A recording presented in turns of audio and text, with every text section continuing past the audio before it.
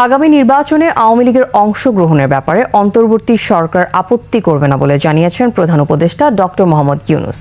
সব রাজনৈতিক দলের অংশগ্রহণে নির্বাচন চেয়েছে বিএনপি। প্রধান রাজনৈতিক দল হিসেবে বিএনপির মতামত উপেক্ষা করবে না বলেন তিনি।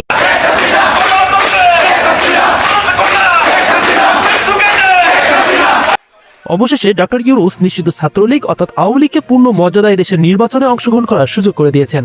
ভারতের এক টাইমস ম্যাগাজিনে বিষয়টি স্পষ্টভাবে উঠে এসেছে। গণহত্যার দায়ে মামলা করার কারণে হয়তো এবার শেখ হাসিনা নয়, দেশে ফিরবেন সজীব ওয়াজেদ জয়। আবারও আপনাদের সকলের প্রতি আমার ব্যক্তিগত কৃতজ্ঞতা। আর বেশি দিন নাই, মাত্র 1.5 মাস।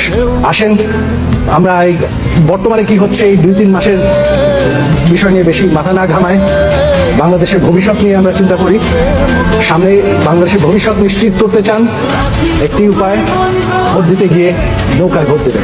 এদিকে বিএনপি নেতাকর্মীরা জানিয়েছেন বাংলাদেশের দুটি সংগঠন আওয়ামী লীগ ও বিএনপি একটির অনুপস্থিতিতে অন্য একটি সংগঠন নির্বাচনে বৈধতা প্রকাশ পাবে না। আর এজন্যই আওয়ামী লীগকে আবারও পুনরায় নির্বাচনে অংশগ্রহণ করার আহ্বানও জানিয়েছেন।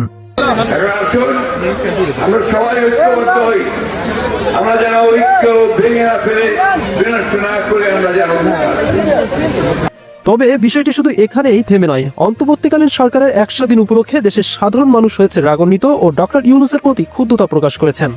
হাসিনা যাওয়ার আগে যে চাউল 48 টাকা অন্তত সরকার ইউনূস আইছে, ওই সিন্ডিকেট যারা 16 বছর করছে হ্যাঁ উনি 48 টাকা চাউল 65 টাকা বানাইছে। এর চেয়ে কঠোর আন্দোলন হবে। এখন আমরা দেওয়ালিপি ঠিকই গেছে, গ্রাম থেকে শহর পর্যন্ত অচাল বানিয়ে দেবো আমরা। ছাত্র আন্দোলন হয় তখন আমরা তাদের দাবি সবার সাথে আমরা একজোট ছিলাম, কিন্তু তারা কইছে যে আসেন বাবা আমাকে সহযোগিতা করেন, আমরা সহযোগিতা করলাম।